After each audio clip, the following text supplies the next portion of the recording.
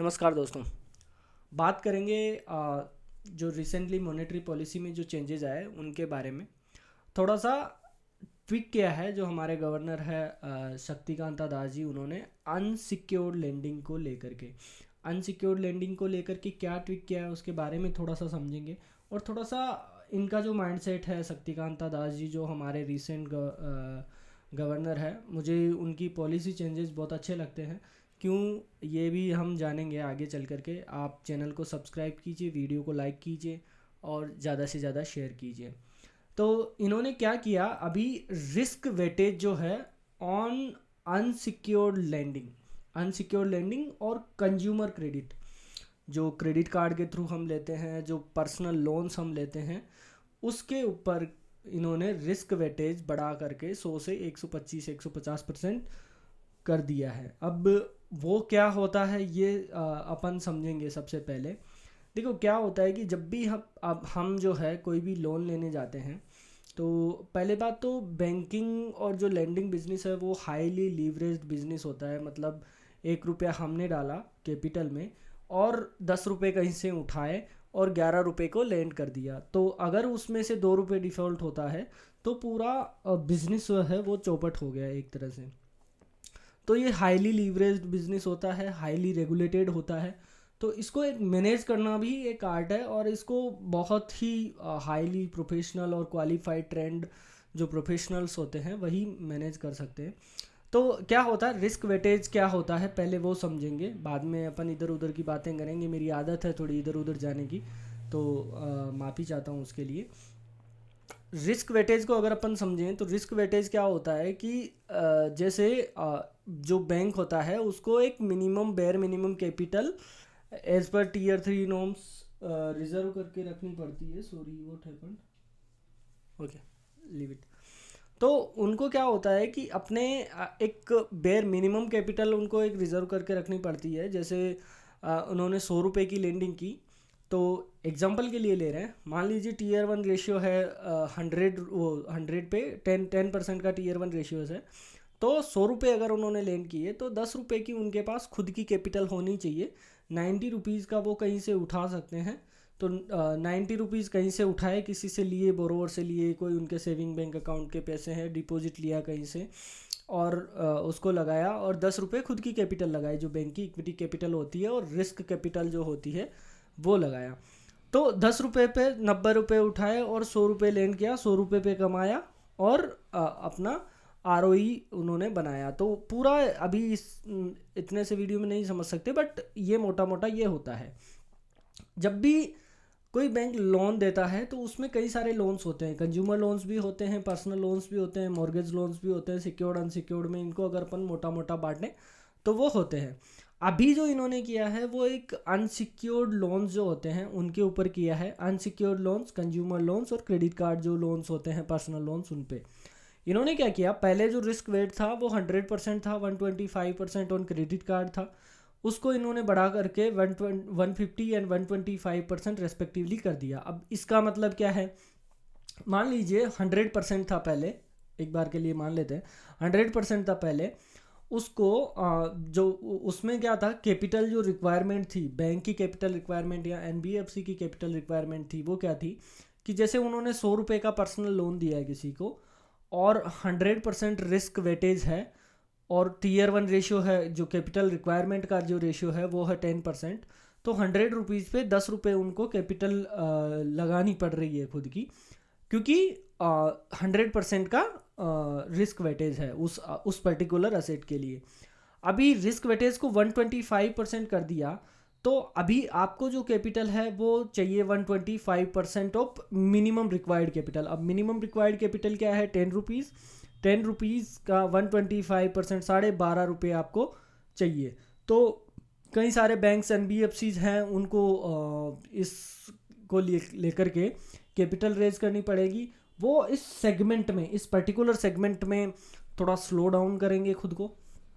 तो लोग देख रहे हैं इसको as a negative point, market भी इसको एज अ नेगेटिव देख रहा है। मतलब ऐसा लग रहा है मार्केट को ऐसा लग रहा है कि ये गलत है, इससे ग्रोथ कम होगी कंपनीज की, इससे उनका जो फुटप्रिंट तो क्या है, कोई रिटेल तो है नहीं, जो उनकी ग्रोथ है वो कम होगी, प्रॉफिटेबिलिटी कम होगी, ऐसे मार्केट इसको ट्रीट कर रहा है। और ये अगर आप देखोगे तो शेयर की प्राइस में भी इम्पैक्ट कहीं ना कहीं दिख रहा है, नेगेटिवली ये दिख रहा है।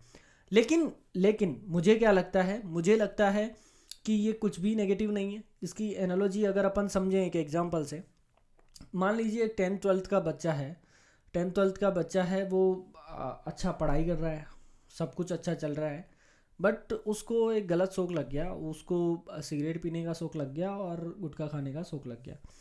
अभी घर वालों को पता चला, उसके एग्ज़ाम है फेब में, मार्च में, और घर वालों को पता चला जेल के अंदर कि इसको ऐसे ऐसे शौक लग गया। अभी घर वालों ने क्या किया, उसकी पिटाई की और हाथ पैर तोड़ के घर पे बिठा दिया आराम से। तो मतलब कई लोग बोलेंगे कि यार ये गलत है, हाथ पैर क्यों तोड़ दिए, ये कर दिया वो कर दिया, लेकिन कहीं ना कहीं वो ठीक भी है, क्योंकि वो हो सकता है वो फेल हो जाए। मतलब लोग बोलेंगे कि यार ये अब एग्ज़ाम नहीं दे पाएगा, इसके हाथ पैर तोड़ दिए, ये फेल हो जाएगा, इसका एक साल ख़राब हो गया, एक साल ख़राब हो गया। लेकिन वो एक साल जो है उसकी लाइफ टाइम चेंज कर सकता है, उसकी लाइफ चेंज कर सकता है, वैसा है। तो मतलब एक तरह से अगर अपन वापस आ जाएं अपनी बात पे, तो कंज्यूमर क्रेडिट और क्रेडिट कार्ड लोन्स और पर्सनल लोन्स में अगर आप देखें, कुछ साल में एक बबल सा बन गया है। हर एनबीएफसी, हर कंपनी, पेटीएम से लेकर के भारत पे से लेकर के हर कोई कंज्यूमर लोन करना चाहता है। दो रीज़न है, एक तो इसमें रिटर्न्स अच्छे हैं, मतलब 12-15%, 18% तक भी आप चार्ज कर सकते हो इंटरेस्ट, और ये जो है। और दूसरा, ये इजीली डिसबर्स होता है, छोटे छोटे टुकड़ों में डिसबर्स होता है, तो थोड़ा सा ज़्यादा भी इधर उधर एनपीए हो भी जाता है, तो क्यूमुलेटिवली क्योंकि लोग बहुत ज़्यादा होते हैं तो वो एक एडजस्टमेंट हो जाता है उसका। तो वैसा है।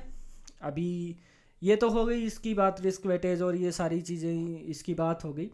थोड़ी अपन बात कर लेते हैं इनके पॉलिसी मैनेजमेंट की, शक्तिकांता दास की, क्योंकि ये मुझे बहुत अच्छी चीज़ें लगती है, जो जो आउट ऑफ द बॉक्स जाकर के सोचते हैं जो लोग, और आउट ऑफ द बॉक्स कोई चीज़ करते हैं, तो वो एक एक्स्ट्रा ऑर्डिनरी चीज़ें होती है। अगर अपन एग्जांपल ले लें कोविड्स का ही, तो अगर आप फेडरल रिज़र्व को देखेंगे, या अगर आप देखेंगे यूके जो सेंट्रल बैंक्स हैं उनको, या फिर आप यूरोपियन यूनियन के जो सेंट्रल बैंक्स हैं उनको देखेंगे, तो उनका जो पॉलिसी मेजर क्या था को as as at a time of Covid, उनका कोविड के टाइम पे उनका सिंपल सा फंडा था कि जाओ इंटरेस्ट रेट कम करो, पैसे छापो और मार्केट में मनी सप्लाई बढ़ा दो।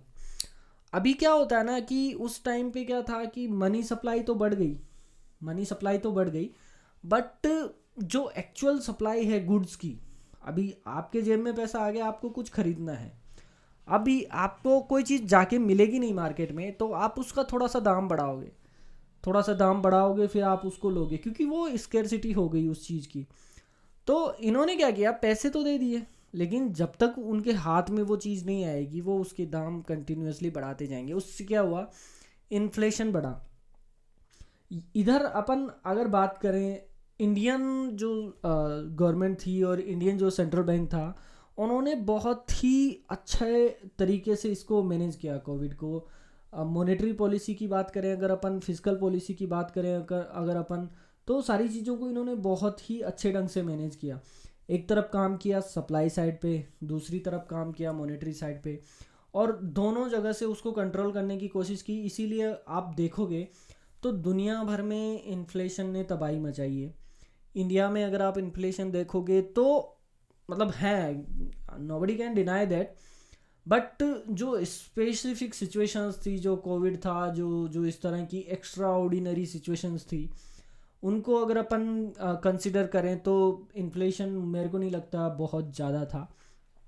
तो वो सारी चीज़ें हैं। अपन को क्या क्या होता है कि कभी कभी चीज़ों को नंबर्स में नहीं देखा जाता, कभी कभी चीज़ों को नंबर्स में नहीं देखा जाता, उनका इम्पेक्ट अपने को डालना पड़ता है। अभी अगर कोई जाके बोले कि कोविड में जीडीपी 28% डाउन हो गई, ठीक है, 28% डाउन हो गई, या 25% डाउन हो गई, या 7% डाउन, जो भी है, मतलब जो भी बोले नंबर्स की अगर अपन बात करें तो, और जब अपन बात करें कि इतना ऊपर गया जीडीपी, वो तो कोविड की वजह से गया था, या कोई कोई भी, मतलब तो अपने को क्या होता है कि एक रेफरेंस देखना होता है।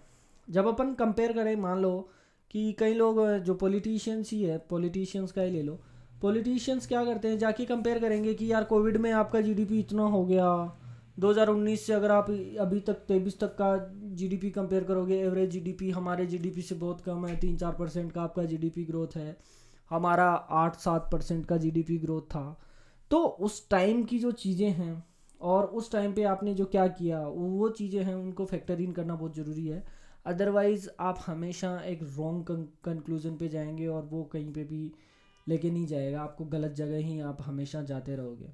तो ये वाली बात है जो इन्होंने किया, मुझे लगता है अच्छा किया, क्योंकि उस बबल को कंटेन करना अभी के लिए बहुत ज़रूरी था। अगर आप देखो तो बड़े बैंक्स की अगर अपन बात करें, HDFC बैंक पिछले 2-3 क्वार्टर से कॉशियस था अनसिक्योर्ड लोन्स पे। ICICI बैंक को अगर आप देखोगे तो पिछले क्वार्टर में ही उन्होंने 50,000 करोड़ के जो लोन थे अनसिक्योर्ड लोन, उनको गिव अवे किया। कोटक बैंक की अगर अपन बात कर लें, या अपन बात कर लें बजाज फाइनेंस जो मतलब टॉप नॉच NBFC है उसकी, तो इन्होंने कहीं ना कहीं जाकर के अनसिक्योर लोन पे थोड़ा सा मतलब अपना जो भरोसा है वो कम किया था। तो ये लग ही रहा था कि ये एक बबल बन रहा है और इसको कंटेन करना ज़रूरी था। तो हो सकता मतलब अच्छी बात है, कुछ बड़ा होने से पहले ही उसको रोक करके उसको सही कर दिया जाए, तो वो मुझे हमेशा अच्छा लगता है। तो इस तरह के जो प्रोएक्टिव मेजर्स है, आई होप कि RBI गवर्नर आगे भी आने वाले टाइम में लेते रहें। Thank you all, bye. आज के लिए इतना ही रखते हैं। चैनल को सब्सक्राइब कीजिए, क्योंकि क्या क्या हो रहा है कि 80-85% नॉट सब्सक्राइब वॉच टाइम आ रहा है नॉन सब्सक्राइबर से। प्लीज़ सब्सक्राइब करो ताकि मुझे भी इस चीज़ को आगे लेके जाने में थोड़ा मज़ा आए, थोड़ा मोटिवेशन मिले, अंदर से थोड़ा मोटिवेशन आना चाहिए, तब मज़ा आएगा। और दिमाग में कई सारी चीज़ें हैं, कई सारी चीज़ें लेके आने का भी सोच रहा हूँ मैं, बट जब तक सब्सक्राइबर नहीं होंगे ना तब तक मज़ा नहीं आएगा। तो आप जल्दी से सब्सक्राइब कर दीजिए चैनल को और जुड़े रहिए, अपने कमेंट्स कीजिए, लाइक कीजिए, शेयर कीजिए और जुड़े रहिए यार। Thank you all, bye.